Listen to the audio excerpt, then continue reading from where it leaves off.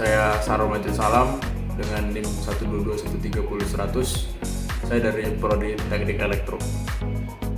Nama saya Reda Pradana, NIM 122130106 dari Prodi Teknik Elektro. Perkenalkan, nama saya Febiola Sravin Sritonga dengan NIM 122340036 dari Prodi Teknik Sistem Energi. Perkenalkan, nama saya Sarah Hingrika Pratiwi dengan NIM 122340035. Perkenalkan, saya Selina Depa Lupi dengan NIM 122340041. Motor listrik DC adalah motor listrik yang memerlukan suplai tegangan arus arah pada kumparan medan untuk diubah menjadi energi gerak mekanik. Motor DC ini pada prinsipnya mengandalkan elektromagnetik. Gaya Lorentz merupakan gabungan antara gaya elektrik dan gaya magnetik pada suatu medan elektromagnetik. Gaya Lorentz ditimbulkan karena adanya muatan listrik yang bergerak atau karena adanya arus listrik dalam suatu medan magnet. Arah dari gaya Lorentz selalu tegak lurus dengan arah kuat arus listrik dan induksi magnetik.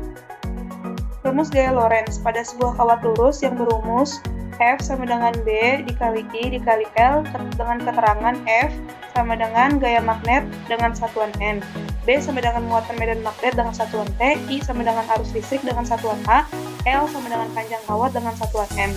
Rumus medan magnet dengan rumus B sama dengan mu 0 dikali I per 2pi dikali A dengan keterangan B sama dengan muatan medan magnet dengan satuan T.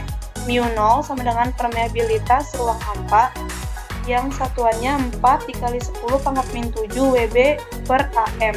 I sama dengan kuat arus dengan satuan A sama dengan jarak titik P ke kawat dengan satuan M. Mikrohidro adalah sistem pembangkit listrik tenaga air yang menggunakan air sebagai sumber energi untuk menggerakkan turbin dan generator. Dalam kasus mikrohidro, turbin yang digerakkan oleh air akan memutar poros generator, yang kemudian menghasilkan medan magnet. Ketika kawat-kawat dalam generator bergerak di dalam medan magnet yang dihasilkan, maka gaya Lorentz akan bekerja pada kawat-kawat tersebut dan menghasilkan arus listrik. Bahan yang digunakan pada pembuatan mikrohidro berupa yang pertama botol bekas, yang kedua dinamo, yang ketiga styrofoam, yang keempat lem bakar, dan yang kelima kawat tembaga. Untuk alatnya sendiri kami hanya menggunakan gunting, cutter, dan korek api. Kalau semuanya di sini itu kami membuat dinamo yang mengubah energi kinetik menjadi listrik. Pertama kita menggunakan alasnya itu pakai styrofoam dulu ya. Jadi ini ada dua lapis. Dua lapisnya ini ukuran untuk alas pertamanya kurang lebih 5x10 cm. Lalu kita tempel aja. Lalu yang kedua ini kita 2x3 dan itu pakai 4 tingkat. Jadi biar lebih kokoh aja, biar lebih tinggi untuk baling-balingnya nanti nggak kena lantai.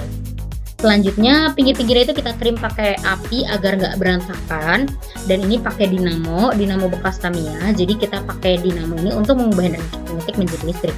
Nah, baling-balingnya ini kita pakai botol bekas dan dalamnya itu ada ban Tamiya untuk lebih kokoh. Baling-balingnya ini nanti yang akan mengubah energi kinetik, yaitu dituangkan menggunakan air, mengubahnya menjadi listrik. Nanti ketika muter nih bakal berubah jadi listrik ya guys. Di sini juga kita pakai sengaja besi dikit supaya bisa menjaga dinamonya dari air. Lalu selanjutnya dinamonya ini juga tersambung dengan kabel agar dapat menyalurkan listrik dengan baik. Kami menggunakan kabel tembaga agar hambatannya lebih kecil.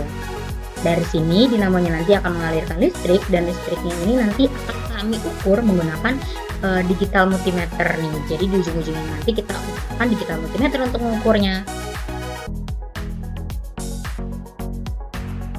Di sini kita mau mempraktekkan nih caranya. Nah, bisa dilihat ya, baling-balingnya itu bergerak ketika kita menyiramkan air. Nah, ketika enggak, maka digital multimeternya tidak akan bergerak. Harusnya, maka dari itu dapat memastikan bahwa energi kinetik ini berhasil berubah menjadi energi listrik. Dapat dilihat juga bahwa pemutarannya ini terjadi dikarenakan dorongan air, sehingga kita dapat melihat secara langsung stimulasi bagaimana PLTA itu mengubah pergerakan air menjadi listrik. Bisa dilihat ya kawan-kawan.